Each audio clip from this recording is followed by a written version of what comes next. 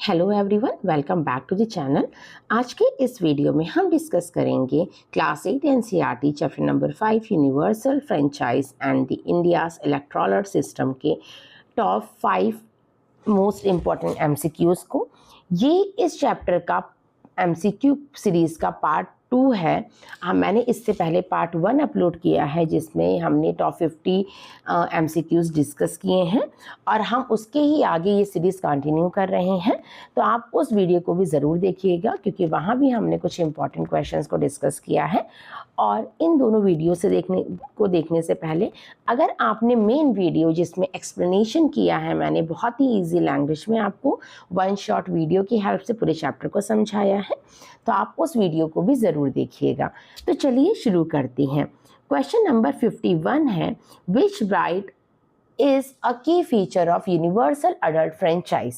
अगर हम universal adult franchise की बात करें तो इसका की फीचर है इंडिया में वो लोग जो 18 और 18 ईयर से ज़्यादा के हैं वो वोट दे सकते हैं और अपने रिप्रेजेंटेटिव को इलेक्ट कर सकते हैं। तो इसके बेसिस पे हमारा option number A, right to vote at the age of 18, ये हमारा सही आंसर हो जाता है। Question number 52, which factor can't be used to deny an eligible citizen the right to vote। कौन सा ऐसा फैक्टर है जो डिने नहीं कर सकता है कि एक पर्सन को उसका वोटिंग राइट ना मिले। तो हमारे पास जो ऑप्शंस है वो है option A gender, option B voter registration, option C legal qualification. तो अगर हम ऑप्शन बी और सी की बात करें तो अगर एक वोटर रजिस्टर्ड नहीं होगा तो वो वोट नहीं दे सकता है, ठीक है। और अगर एक वोटर लीगली डिसक्वालिफाइड है, अगर उसकी एज कम है, 18 ईयर्स की नहीं है, अगर वो इंडिया का सिटीज़न नहीं है, या अगर उसने कोई भी क्राइम किया है, ठीक है, क्राइम केस उस पर चल रहा है, क्रिमिनल केस चल रहा है, तो भी उस केस में वो वोट नहीं दे सकता है। तो इस बेसिस पे ऑप्शन नंबर ए, हम जेंडर बेसिस पे किसी के साथ भी डिस्क्रिमिनेशन नहीं कर सकते हैं, जेंडर बेसिस पे किसी को भी मना नहीं कर सकते हैं कि वो वोट नहीं दे सकता है अगर वो 18 और 18 ईयर से ऊपर का है तो, ठीक है। ओके, क्वेश्चन नंबर 53 है, what does one person one vote emphasize। one person one vote इस फिनोमिना की बात करता है कि हर एक पर्सन एक वोट अपना जो वोट कास्ट कर रहा है वो इक्वल है, हर एक पर्सन का वोट क्या है, इक्वल वैल्यू रखता है। और अगर हम इलेक्शंस की बात करें तो हर इलेक्शन में एक पर्सन के पास एक वोट देने का राइट होता है, ठीक है। और जो भी लोग इलेक्शन में पार्ट ले रहे हैं ना, भले ही वो रिच हैं, पुअर हैं, डिसेबल हैं या नॉर्मल पर्सन है, वीमेन है या मेन है, उन सब की वोट की वैल्यू इक्वल होती है। तो one person one vote emphasise करता है ये कि जो वोटर है हमारे has a one vote of equal value, हर किसी के पास इक्वल वैल्यू का ही एक वन वोट होता है, ठीक है। क्वेश्चन नंबर 54 हमारा है, a voter must be registered in order to. हमारे जो वोटर है उसका रजिस्ट्रेशन होना ज़रूरी है और वो रजिस्ट्रेशन उनकी कॉन्स्टिट्यूंसी के अंडर होना चाहिए। हमने लास्ट वीडियो में डिस्कस किया था कि कॉन्स्टिट्यूंसी क्या होता है। तो कॉन्स्टिट्यूंसी वो एरिया है जहाँ से वोटर वोट कर रहा है, ठीक है। तो वहाँ पे रजिस्ट्रेशन पहले उसको कराना ज़रूरी है उस कॉन्स्टिट्यूंसी के अंदर, और अपने ही एरिया में उसको एक वोटिंग सेंटर मिलता है जहाँ पे जाके वो वोट को कास्ट करता है, ठीक है। तो वोटर रजिस्ट्रेशन, पर्सन का जो रजिस्ट्रेशन है as a voter is relevant constituency, उसका वोटिंग उसके वोटर उस वोटर का उसके रिलेवेंट कॉन्स्टिट्यूंसी में उसका रजिस्ट्रेशन होना चाहिए, ठीक है। क्वेश्चन नंबर 55 में आते हैं, who may be buried from the voting in the certain circumstances. ऐसा कौन सा पर्सन होगा जिसको वोट नहीं देने दिया जाएगा, अगर वो 18 ईयर्स का है तो भी नहीं वो वोट दे सकता है। तो वो पर्सन, अगर किसी ने कोई सीरियस क्राइम किया है और उस पर कोई केस चल रहा है तो वो पर्सन वोट नहीं दे सकता है, ठीक है। पॉवर्टी और एजुकेशन के बेसिस पे हम किसी को भी डिनाई नहीं कर सकते हैं कि वो वोट नहीं देगा, ठीक है। तो इस बेसिस पे इसका आंसर हो जाएगा person convicted to certain serious crime. वो पर्सन जिसने कोई सीरियस क्राइम किया है उसे एलिजिबिलिटी नहीं है, वो वोट नहीं देगा, ठीक है, भले वो 18 ईयर्स का क्यों ना हो, इंडिया का सिटीज़न क्यों ना हो, ठीक है। Question number 56, universal franchise is applicable to, अगर हम बात करें यूनिवर्सल फ्रेंचाइज की, तो ये हमारे गवर्नमेंट के तीनों लेवल पे एप्लीकेबल होता है, भले ही हम नेशनल लेवल की बात करें, स्टेट लेवल की बात करें या लोकल इलेक्शंस की बात करें। ठीक है, तो तीनों ही लेवल पे ये हमारा यूनिवर्सल अडल्ट फ्रेंचाइज एप्लीकेबल होगा, इसलिए ऑप्शन नंबर ए इसका करेक्ट आंसर हो जाएगा। ठीक, question number 57, which level include election of gram panchayat. अगर हम ग्राम पंचायत की बात करें तो ग्राम पंचायत हमारा मेजरली काम करती है विलेज एरियाज में, और विलेज एरिया हमारे आते हैं लोकल लेवल के अंदर। ठीक है, तो gram panchayat elections are local level elections, ये लोकल लेवल के इलेक्शंस होते हैं ग्राम पंचायत के इलेक्शंस।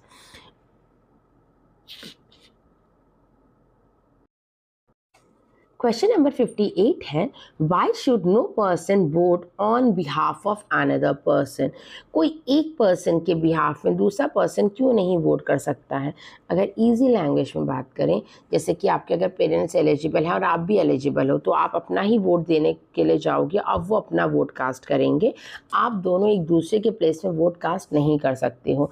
अब जब वोट देने हम जाते हैं ना, तो हमारी आईडीज़ वगैरह का वेरिफिकेशन होता है, हमारी एक फिंगर में ब्लू इंक भी लगाते हैं जो ये प्रूव करता है कि आप एक बार वोट कास्ट कर चुके हैं। ठीक है, तो क्वेश्चन इसी बारे में है कि why should know person vote on the behalf of another person. एक पर्सन के बिहाफ में दूसरा पर्सन वोट क्यों नहीं कर सकता है, वो इसलिए नहीं कर सकता है ताकि इंटीग्रिटी वोटिंग की बनी रहे। ठीक है, वोटिंग में जो लोगों का भरोसा है वो बना रहे। ठीक है, इसलिए हर एक पर्सन को एक वोट कास्ट करने का राइट है जो 18 ईयर या उससे ज़्यादा के हैं और जो इंडिया के सिटीज़न हैं। तो इस बेसिस पे हमारा answer number A, to protect the integrity of voting, ये सही आंसर हो जाता है। क्वेश्चन नंबर 59 पे आते हैं।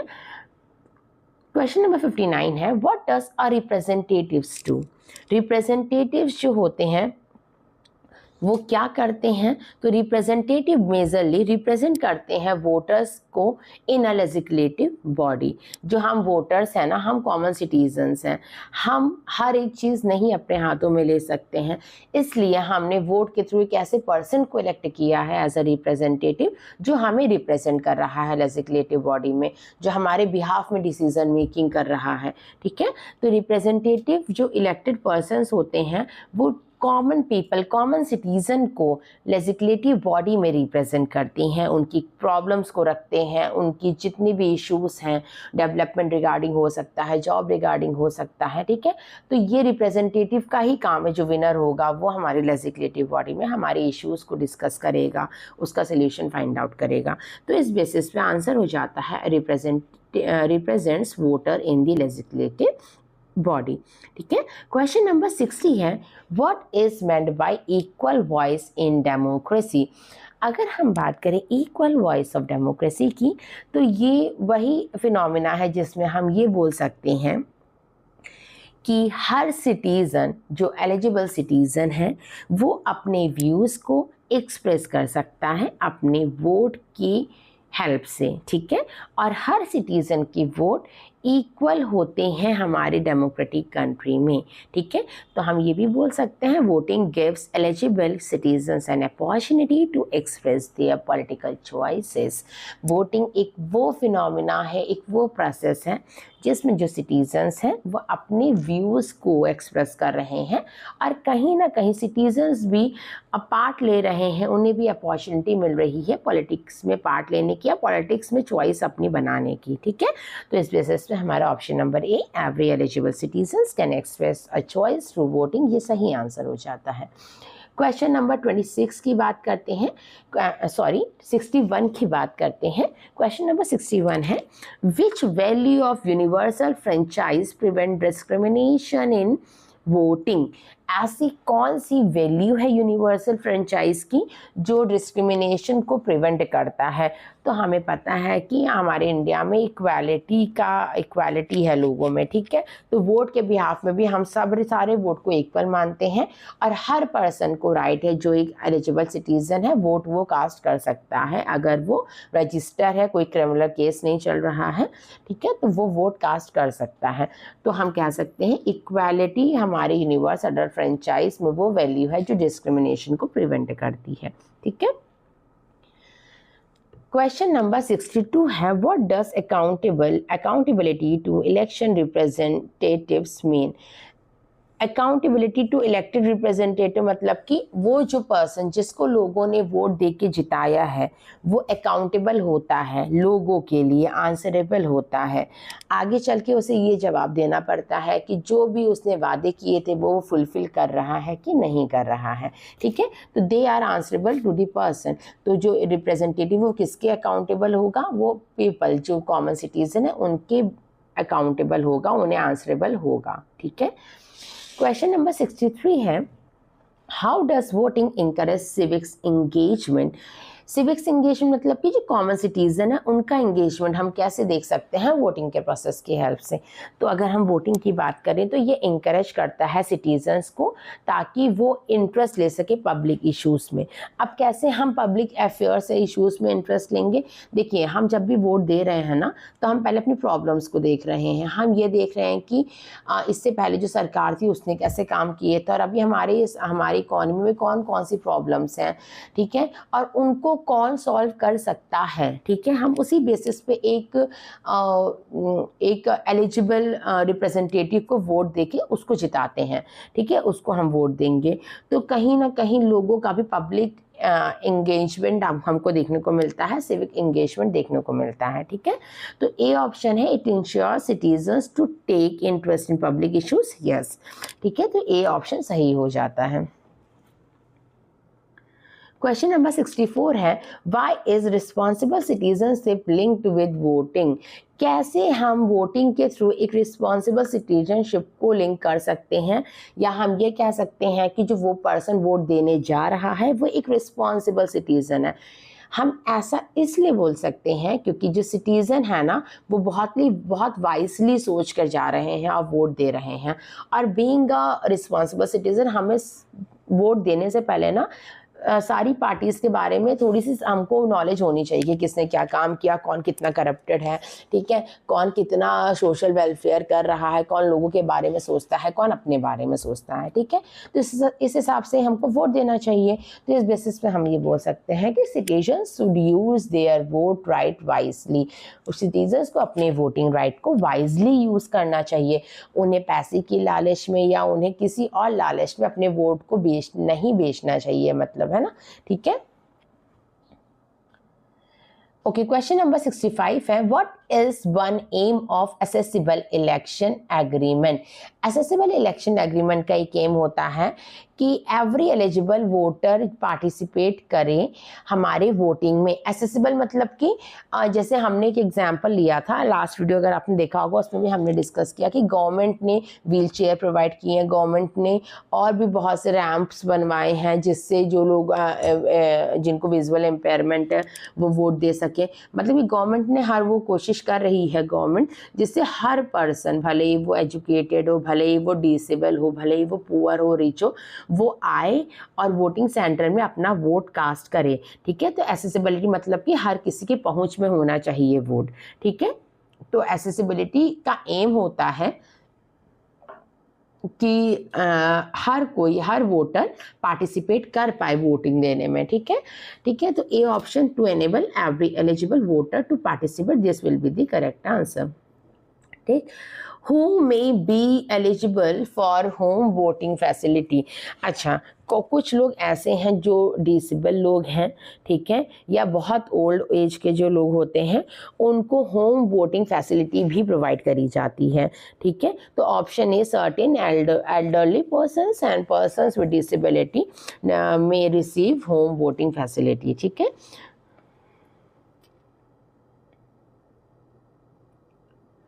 ओके, क्वेश्चन नंबर 67 है, what is postal voting. Postal voting क्या होता है। Postal voting is available to specified categories of voter.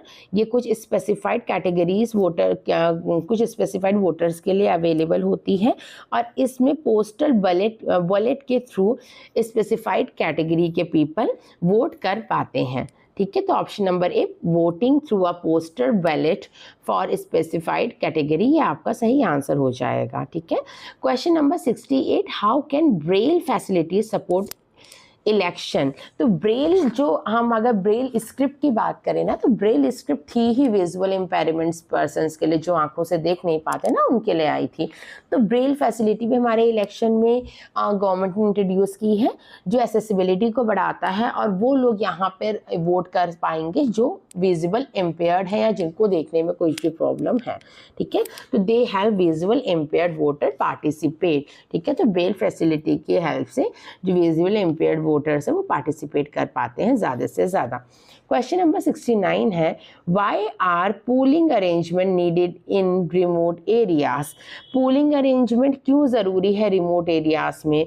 Remote areas वो एरियाज हैं जो सिटी या मेट्रो सिटी या नॉर्मल सिटी से बहुत दूर दराज के एरिया हैं, जहाँ प्रॉपर फैसिलिटी नहीं है। ठीक है, तो वहाँ पे हमारा पूलिंग अरेंजमेंट इसलिए ज़रूरी है ताकि हर पर्सन वहाँ पे वोट में पार्टिसिपेट कर पाए जो बहुत दूर रहते हैं, फार अवे रहते हैं। ठीक है, remote polling arrangement help people to distance area vote. Remote polling arrangement जो डिस्टेंस पे लोग रहते हैं उनको हेल्प करता है कि वो वोट का पार्ट बन पाए। ठीक है, क्वेश्चन नंबर 70 है, what is one way technology can support electoral participation.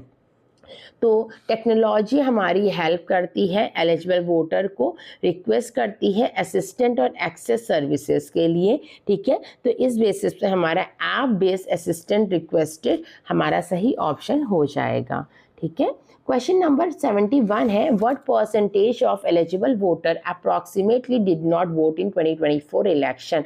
हमने एक बहुत छोटी हमने केस स्टडी को डिस्कस किया था 2024 इलेक्शन की, उसके अकॉर्डिंग 34 एलिजिबल वोटर्स ने वोट नहीं दिया था। ठीक है, तो इसलिए हमें जो वोटर्स हैं ना, हमारी ये रिस्पॉन्सिबिलिटी एक सिटीज़न होने के नाते कि अगर हम वोटिंग के लिए एलिजिबल हैं तो हमें हर वोट को देना चाहिए। ठीक है, तो 2024 इलेक्शन के अकॉर्डिंग 34% ने जो एलिजिबल थे वोटर उन्होंने वोट नहीं दिया है। ठीक है, नेक्स्ट क्वेश्चन 72 है, what could a voter survey in a neighbourhood help identify. Voter survey अगर नेबरहुड में करेंगे तो वो क्या आइडेंटिफाई करने में हेल्प कर सकता है? तो वो ये आइडेंटिफाई करने में हेल्प कर सकता है कि क्या रीजंस थे कि लोगों ने वोट नहीं दिए। क्या आपको कहीं ऐसा तो नहीं है कि वो डिसेबल हैं या उनको कोई डिफ़िकल्टी है? तो जो भी रीजंस होंगे ना, फिर गवर्नमेंट उनका सलूशन निकालेगी। जैसे गवर्नमेंट ने डिसेबल पर्सनस के लिए व्हीलचेयर वगैरह भी अवेल करवाई हैं।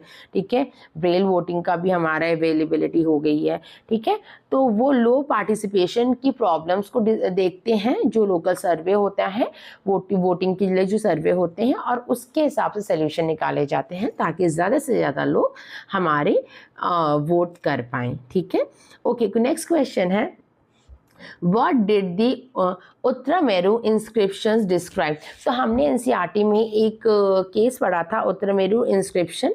उसमें लिखा था कि जो लोग थे एंशिएंट टाइम पे वो पॉट में अपने वोट्स को डालते थे और एक रैंडम बच्चा आता था, उससे स्लिप निकालता था, और जो जीतता था वो इलेक्शन में हमारा रिप्रेजेंटेटिव बन जाता था। ठीक है, तो वो जो उत्तरामेरु इंस्क्रिप्शन है वो ये डिस्क्राइब करता है कि कैसे रिप्रेजेंटेटिव्स को सिलेक्ट किया गया था। ठीक है, तो ऑप्शन नंबर ए हमारा है an organise process for selecting representative. ठीक है, तो इन्होंने क्या किया था, पॉट में स्लिप जैसे लोगों ने डाली थी और फिर उससे रैंडम एक स्लिप निकाली थी एक बच्चे ने, और वो पर्सन बन गया था हमारा रिप्रेजेंटेटिव। तो ये कहीं ना कहीं प्रोसेस को ही रिप्रेजेंट करता है।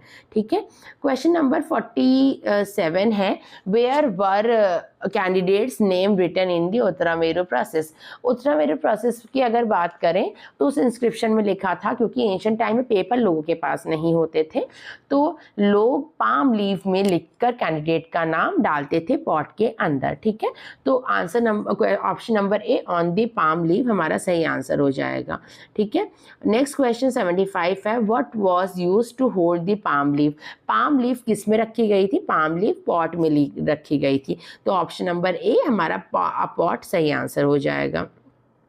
ठीक है, नेक्स्ट क्वेश्चन है, how were name selected in the Uttaramerur method.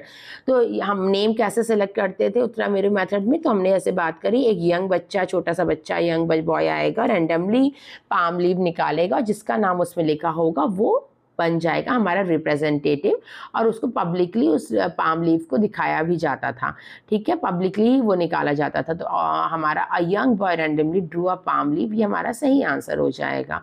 Question number 77 है, why was the Uttaramerur method considered transparent? Uttaramerur method हमारा एक ट्रांसपेरेंट मेथड क्यों कहा गया है, जिसमें कोई पक्षपात नहीं हो रहा है? क्योंकि ये पब्लिकली बच्चा आ रहा है और ये पब्लिकली कंडक्ट भी किया जा रहा है, और वो बच्चा जो है ना, बॉय जो पाम लीफ निकालेगा वो भी सब लोगों के सामने ही पाम लीफ निकाल रहा है। तो इसलिए हम कह सकते हैं कि इसमें पूरी ट्रांसपेरेंसी है, लोगों के सामने ये हो रहा है, ठीक है। तो हमारा this selection was conducted publicly, हमारा सही आंसर हो जाएगा। क्वेश्चन नंबर 78 है, what is the process of a secret ballot? Secret ballot का क्या प्रोसेस है? तो सीक्रेट बैलेट अलाउ करता है वोटर्स को उनकी चॉइस को प्राइवेटली रखने में, ठीक है। तो इस बेसिस पे हमारा A to protect the privacy of the voters choice हमारा सही आंसर हो जाएगा। क्वेश्चन नंबर 79 है, why was braille ballot provided to Neha? Neha जो एक बच्ची थी, उसकी स्टोरी हमने डिस्कस करी थी। तो उसको ब्रेल बैलेट इसलिए प्रोवाइड किया गया था ताकि नेहा भी वोटिंग दे पाए। अब वोटिंग अगर हम इजीली प्रोवाइड करा रहे हैं, फैसिलिटी प्रोवाइड करा रहे हैं, तो मतलब कि हम एसेसिबिलिटी को बढ़ा रहे हैं, ठीक है। तो option A to make voting accessible for her, ये हमारा सही आंसर हो जाएगा, ठीक है। और नेहा जो बच्ची, उसको क्या प्रॉब्लम थी? उसको देखने में प्रॉब्लम थी, इसलिए उसको ब्रेल की हेल्प से उसने वोट दिया है, ठीक है। ओके, क्वेश्चन नंबर 80 है, what happens a ballot paper after collection in the class election example? तो हमने बात करी थी कि क्लास में रिप्रेजेंटेटिव के लिए 3 बच्चे खड़े हुए थे और उनके लिए इलेक्शन बच्चों ने दिए थे।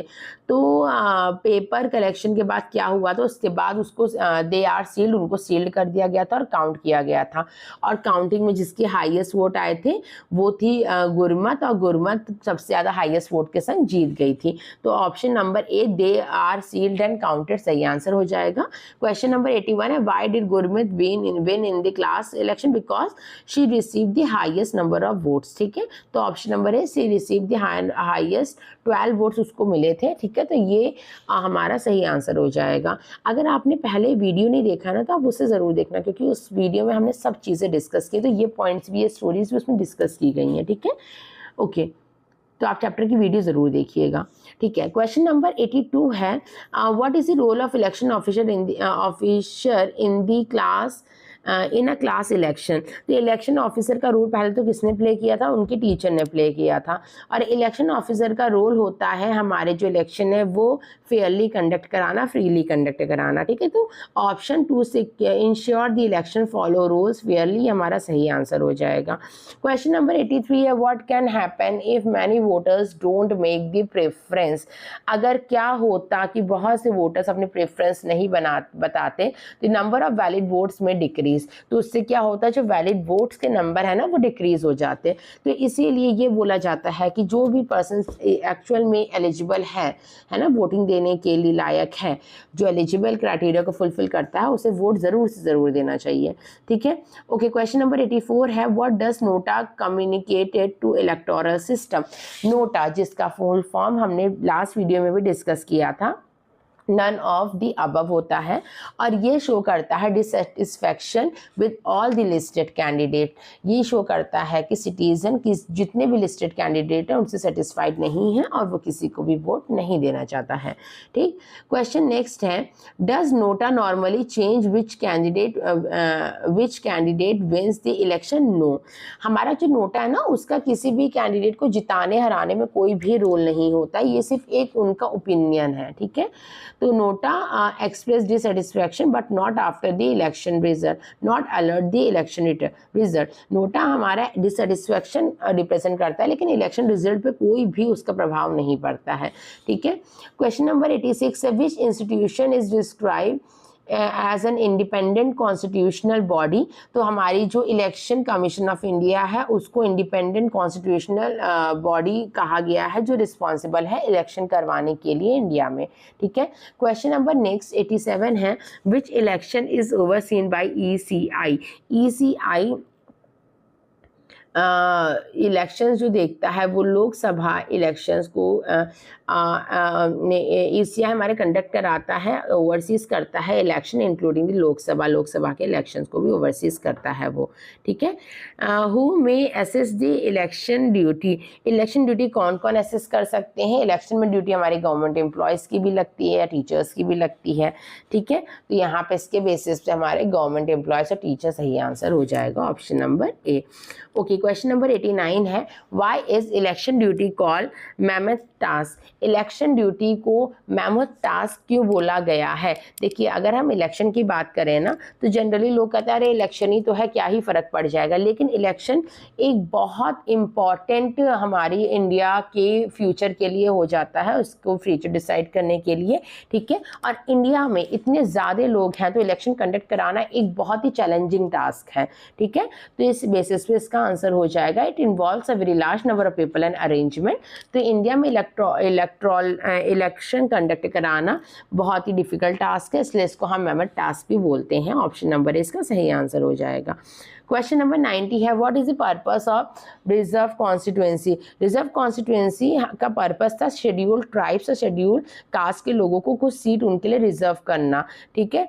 तो इसका आंसर हो जाएगा to provide political representative to specified community. वो कम्युनिटी जो पिछड़ी कम्युनिटी कही जाती है इंडिया में, उनको भी प्रॉपर राइट हो ताकि वो इलेक्ट हो पाए या वो रिप्रेजेंटेटिव बन पाए, इसलिए उनके लिए कुछ सीट्स रिजर्व की गई थी। इसी को बोलते हैं रिजर्व कॉन्स्टिट्यूशन, यही इसका पर्पस था, उनको आगे बढ़ाना, ठीक है।